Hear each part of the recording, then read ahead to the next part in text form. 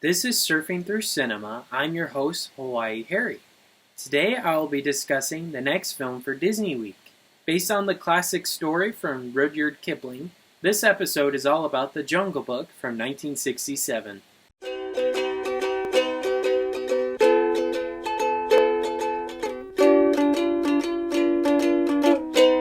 Okay, so a summary of the plot.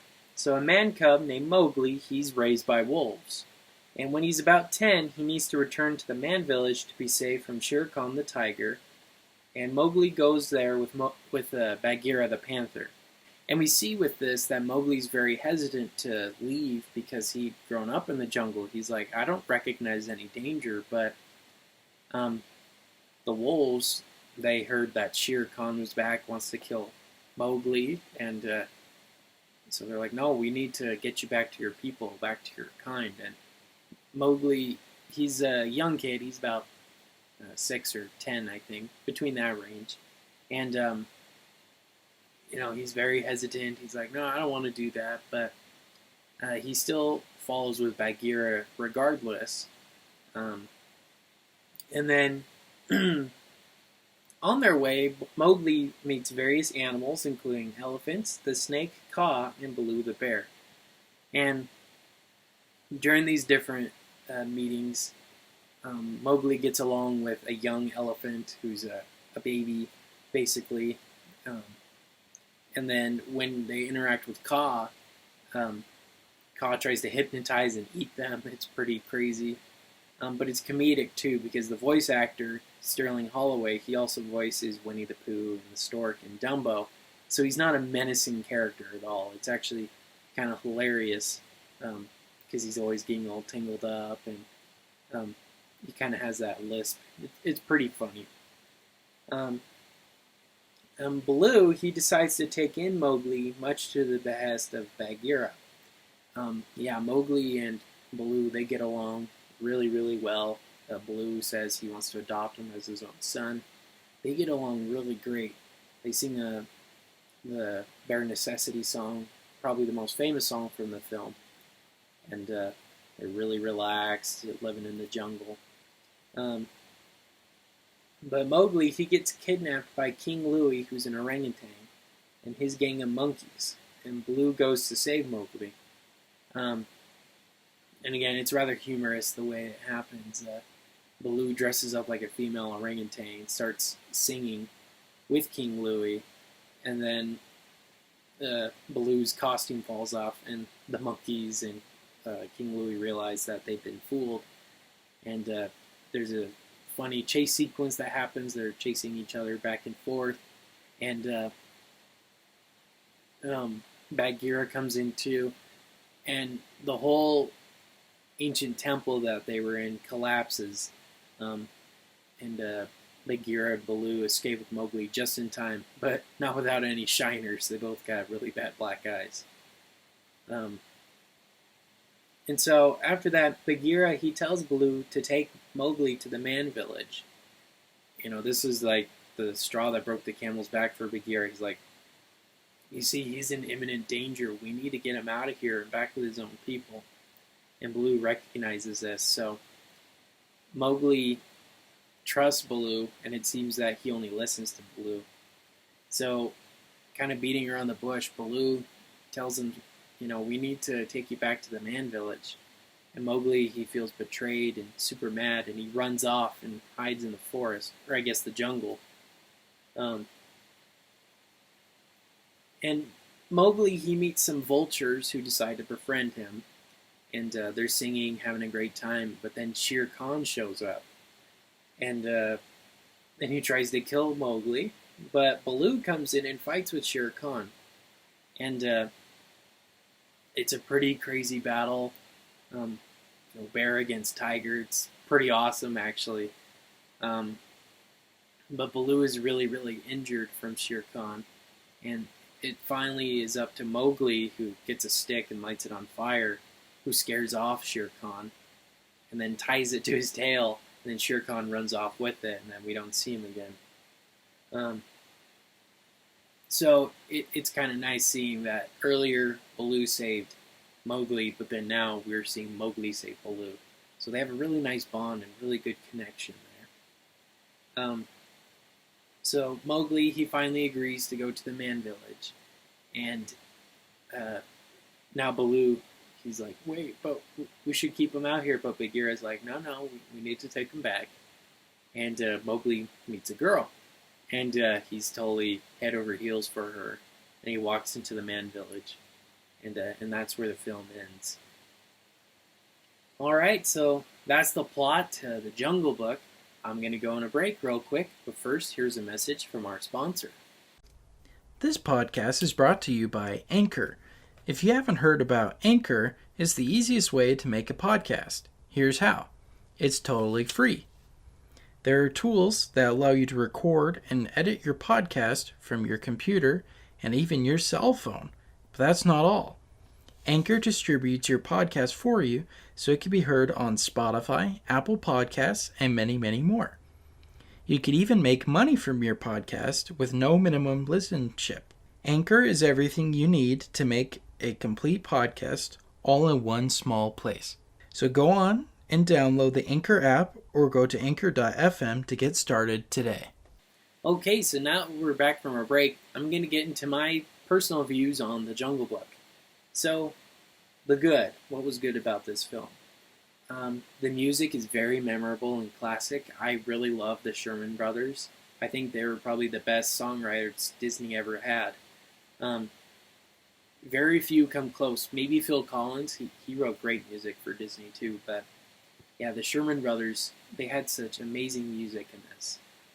The Bare Necessities. Even King Louie's song, I Want to Be Like You.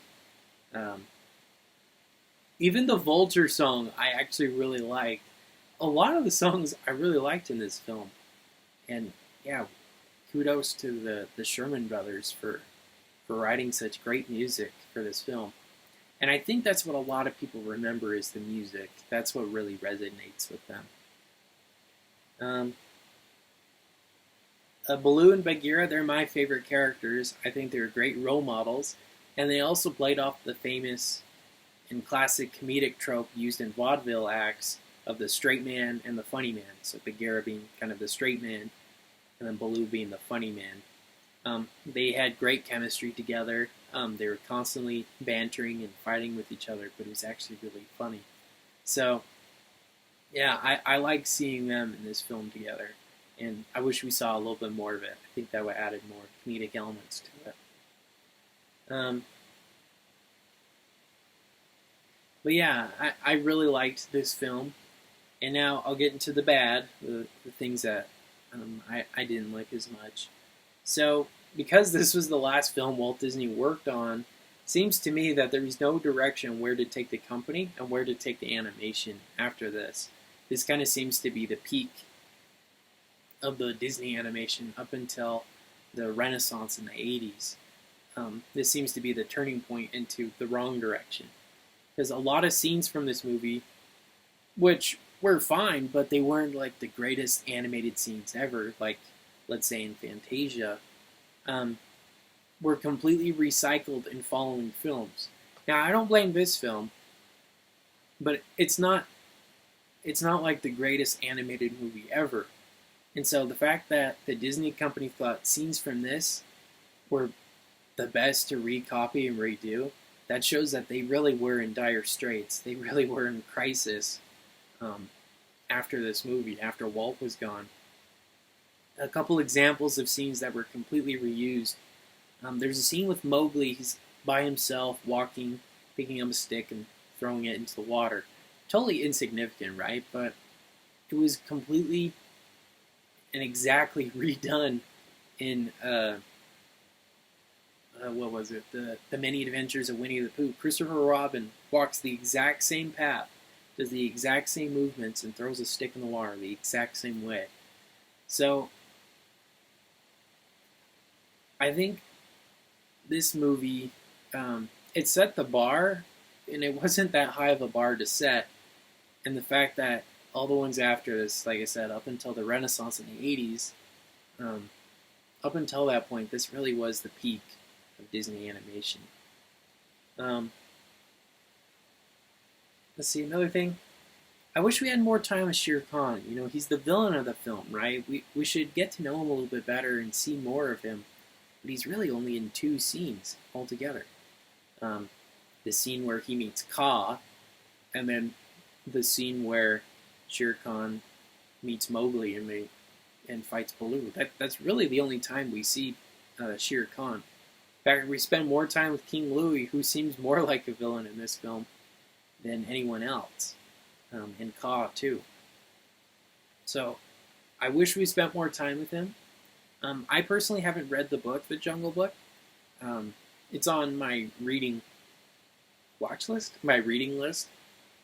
Yeah, I was a little disappointed we didn't see more of Shere Khan. And but other than that, this film is great. I watched it all the time as a kid. Again, I love the music in it, and I love the characters of Bagheera and Baloo, even the vultures. Like, there's some great characters in this film, and it's sad that after this movie, it was a turning point in the wrong direction, and who knows? Like, I've heard stories of that. Had they kept going in that wrong direction, Disney would have went bankrupt and potentially been bought out by someone else. That's mind-blowing to think that today they're one of the biggest media conglomerates there is. So the fact that they almost ended, it's kind of mind-boggling and hard to understand. Alright, so overall though, my Letterboxd score, I gave an 8 out of 10. I think this is a really good Disney movie, and I highly recommend people check it out.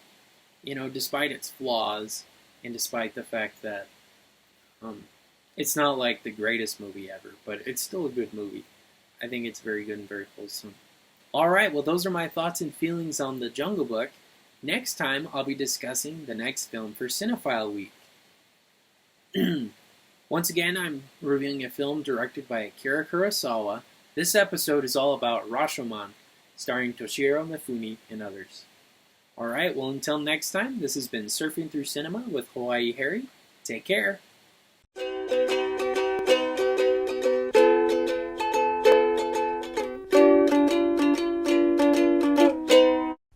Thank you for listening to Surfing Through Cinema. Make sure to check us out on Facebook at Surfing Through Cinema with Hawaii Harry and on Instagram with Surfing Through Cinema. We also have a website, www.anchor.fm/Surfing Through Cinema, where you can learn more details on upcoming episodes and on past episodes.